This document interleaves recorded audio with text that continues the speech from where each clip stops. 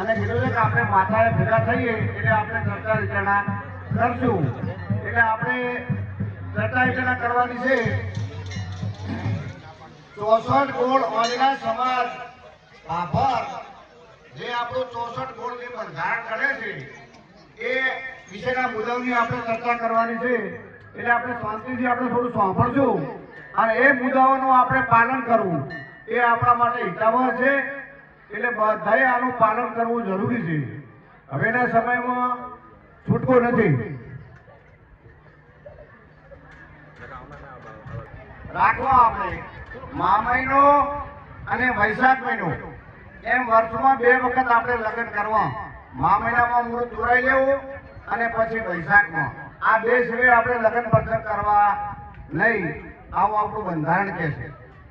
વર્તમાન સમયમાં દાગીનામાં ખૂબ જ ભાવ વધારો થયેલ છે. સોનાના દાગીના વધુમાં વધુ 5 તોલા અને ઓછામાં ઓછા 2 તોલા. આનું આપણે પાલન કરવું. ચાંદીમાં વધુમાં વધુ 500 ગ્રામ બાંધણું કરવામાં આવે છે. મામેરામાં 1 લાખથી 5 લાખ સુધીનું મામેરું કરવું. મામેરામાં દાગીનાની નાકની વીંટી અને હાથની વીંટી વધુમાં વધુ 2 તોલા સોનું લઈ જવું. જેને સગવડો એ 5 તોલાથી વધારે તો નહીં જ અને ઓછામાં ઓછું 2 તોલા. મામેરામાં 200 ગ્રામ ચાંદી લઈ જવી. મામેરામાં ઓઢામણું પરત કરવું. ઓઢામણું સદંતર બંધ. ઓઢામણાની અંદર આપણે બધા ભાઈને કરતા પણ એ લેતા તો નથી આપણે, પણ આપણે એને કરતા હોઈએ પણ એ આપણે કરવું નહીં. મામેરામાં મામેરું લઈને જાય એ એક વ્યક્તિને ઓઢામણું કરવું. જે એનો ભાઈ હોય 2 ભાઈ એટલે 2 ભાઈમાં એક જ ને કરવું, બીજા ભાઈને કરવું નહીં. બીજી કે સોનાનો દાગીનો આપવો નહીં. એ પહેરાવા માટે આપણે કઈ ભાઈને મીઠ પહેરાવે એ બંધ. મામેરું સવારે લઈ જવું. આપણે સાંજે લઈ જઈએ છીએ એવું સાંજે એ સ્વાદનું કાઢીને આપણે સવારમાં રાખવાનું છે. જાનમાં 100 માળ સુધી વધુ લઈ જવા નહીં અને વધુમાં વધુ 15 ગાડી. અને ટ્રેક્ટર લઈ જતો તો બધાથી સારું, પણ એમ કે વધારે 15 ગાડીની હોળવી ગાડી હોવી જોઈએ નહીં. લગ્નમાં ડીજે કે ફટાકડા કે હલ્દી રસમ સદંતર બંધ કરવામાં આવે છે. મુખવાસમાં દાળ 1 રાખવી, તેના સિવાય સદંતર પ્રતિબંધ મૂકવું. મુખવાસની અંદર આપણે કાજુ બદામ આ બધું બંધ. લગ્ન પહેલા રીલ કે પ્રોવેડિંગ બનાવી નહીં. અફીણ મસાલા સિગારેટ સદંતર બંધ કરવામાં આવશે. તમામ જે તમાકુની વસ્તુ છે તમામ એનું પાલન આપણે જરૂર કરવું. જમણવારમાં 2 મીઠાઈ શીરો મોહનથાળ માવા વગરની મીઠાઈ રાખવી. 2 શાક પનીર કોઈ પણ વસ્તુ રાખવી વાપરવી નહીં. દાળ ભાત છાશ રાખવી. દીકરીને 3 દિવસ સાસરે રાખવી. એ આપણે બંધારણ મુદ્દો છે. એ તમને કેવું લાગે છે? ડિજિટલ કાર્ડ છપાવવા મોટી કંકોત્રી લગ્ન પ્રસંગમાં છાપી નહીં. લગ્નમાં વાસણ પડતા સદંતર બંધ. બોલાવણા ગંગા થાળી રોડ પડતા સદંતર બંધ. મેળાવડા કરવા નહીં. આ કરજો મોમેરું આપણે લઈને જા એટલે વળતરની બેન બેન નથી આવતી. 1 ભાઈ હોય તો 1 વેટી આલે, 4 ભાઈ હોય તો 4 વેટી વાલે, તાકાત હોય તો 4 વેટીની જગ્યાએ આપણે 2100 રૂપિયા એને આલવાના ભાઈને. હવે સમજા કે એને વેટી ના આલવાની, 2100 રૂપિયા વળતા આલવાના. એટલે બીજું બેનને ઘરે રે દાગીનો બીજો કઈ આલવાનો એ તો નથી. બીજો ઉગમમાં તો બંધ પણ.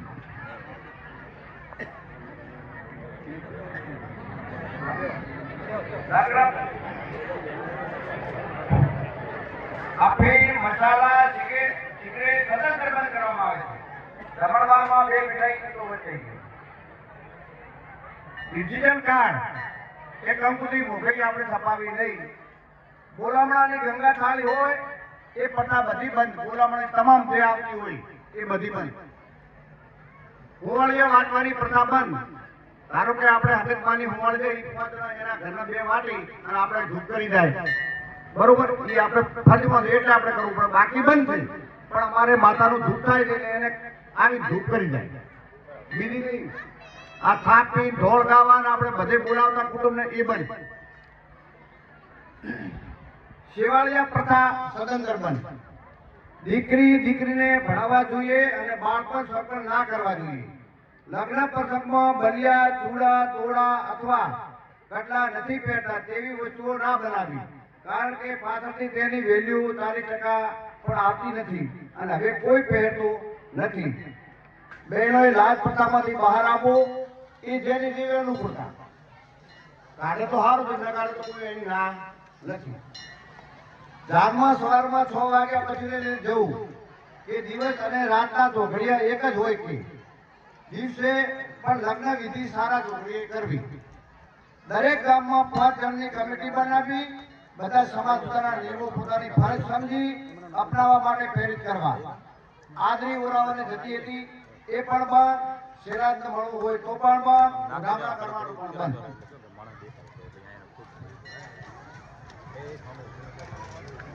મરણ પ્રસંગમાં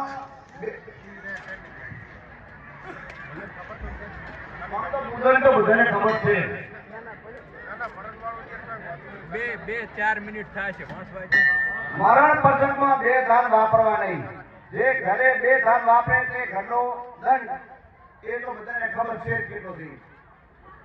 વ્યક્તિએ બેસવું નહીં, જમવા કોઈએ બેસવું નહીં.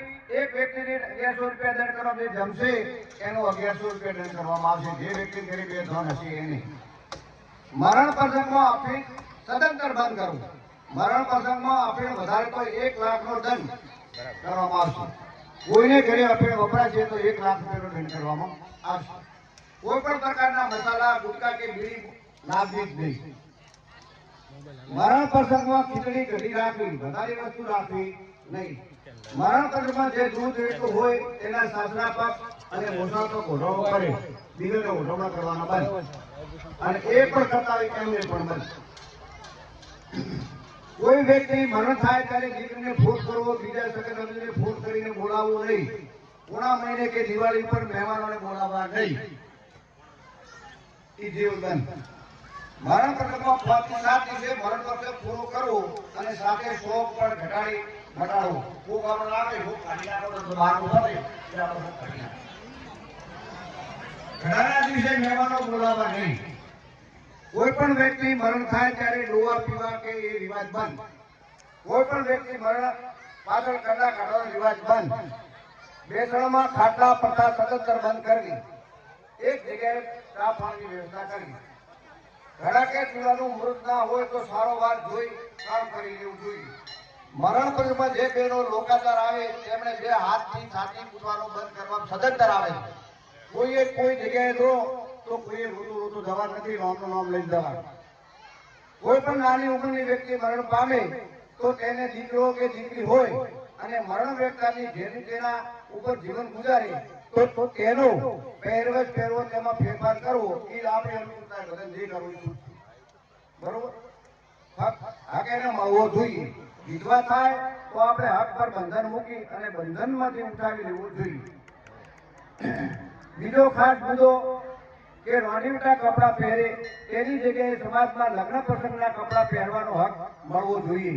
માછલીની જગ્યાએ સોનાની બંગડી આપે અને ઘરની સગવડ એમ કરે, અથવા ચાંદીની બંગડી પહેરવાની પણ છૂટ આપવામાં આવે છે. સમાજના જે ધારો આપવાનો રિવાજ છે એ બંધ કરવો જોઈએ. અને જે લગ્નની અંદર જે વિધવા બાઈ છે એ એના બાળકને ફૂંકી શકે છે. એ રિવાજ આપણે કાઢી નાખવામાં આવે છે. અને આજે પણ આપણે લગ્ન પ્રસંગની વિધવા બાઈ છે એ એને દીકરીને અને દીકરાને ફૂંકી શકે છે.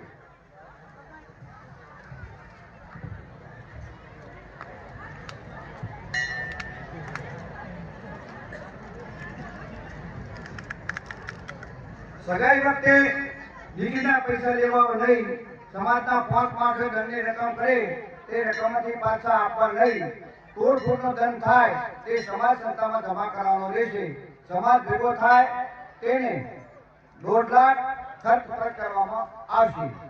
મામેરામાં કે લગ્ન પ્રસંગમાં વિધવા બાઈ ફૂંકી શકે. લગ્નમાં દીકરાને અને મામેરામાં ભાઈને ફૂંકી શકે. વિધવા બાઈ કપડાં સારા પહેરી શકશે.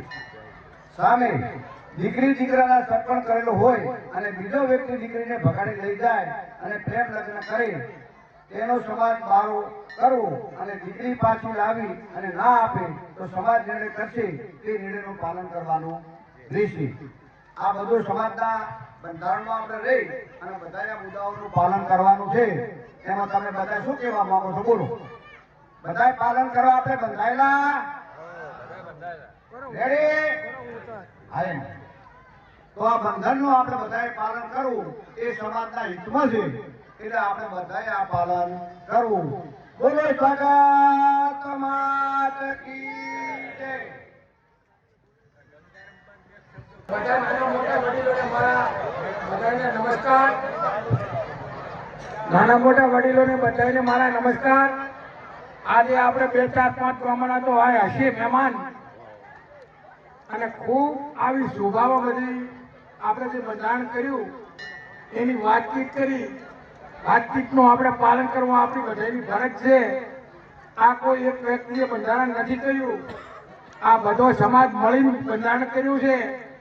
આ બંધારણનું પાલન કરશો તો વર્ષે 100 કરોડ રૂપિયાનો ફાયદો થાય છે અને જે ન કરે એના માટે સખતમાં સખત દંડ છે. કોઈ છોકરીના પૈસા લે, નાના મોટું હાટ હોય અને જો છોકરી ના મેલે પછી એનું કામ થઈ ગયું હોય બીજો ના મેલે એનો 21 લાખ રૂપિયા દંડ કરવામાં આવે છે. આપણે નાના મોટું હોય કે પૈયાનું કામ થઈ ગયું ને વસ્તારી બેન બની ગઈ અને પાછળ તો પછી કહે મારા કાકા બાનું છે મારા તો છોડી નથી મેળવી એનો 21 લાખ રૂપિયા દંડ.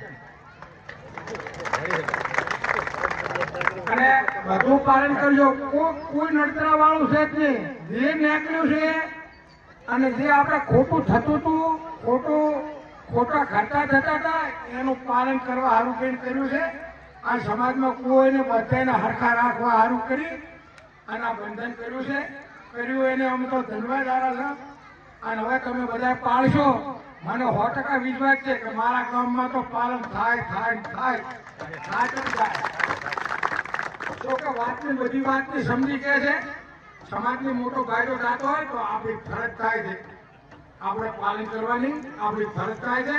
અને મને વિશ્વાસ છે કે તમે કોઈ દાડો કોઈ એનું ઉલ્લંઘન કરી અને બીજી વાતમાં નહીં આવો મને વિશ્વાસ છે. રામ રામ.